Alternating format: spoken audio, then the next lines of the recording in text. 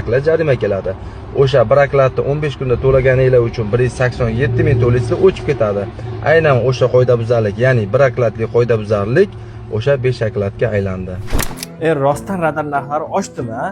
Yo'q, do'stlar, shoshmang. Bunaqa videolarga ishonmang. Bu xato ma'lumot. To'liq ma'lumotga ega bo'lish uchun videoga like bosib, kanalga obuna bo'ling, to'liq tushuntirib beraman.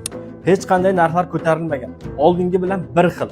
Ma'muriy javobgarlik to'g'risidagi kodeksning 128.3-moddasiga asosan belgilangan tezlikdan 20 km tezlikkacha oshirganlik uchun 1 minimarka, 20 km tezlikdan 40 km tezlikkacha oshirganlik uchun esa 5 minimarka jarima, 40 km tezlikdan 60 km tezlikkacha oshirganlik uchun esa bazaviy hisoblash miqdorining 9 baravari miqdorda jarima belgilangan. Xo'sh, unda yangi tahrirga ko'ra nima o'zgargan?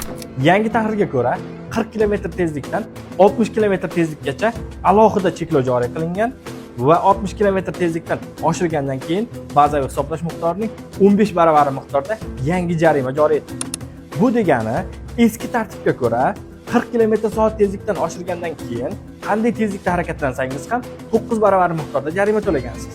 Endilikda yangi tahrirga ko'ra 40 km tezlikdan 60 km tezlikkacha alohida 9 baravar miqdorda jarima, 60 km tezlikdan oshirganligi uchun esa 15 baravar miqdorda jarima belgilandi.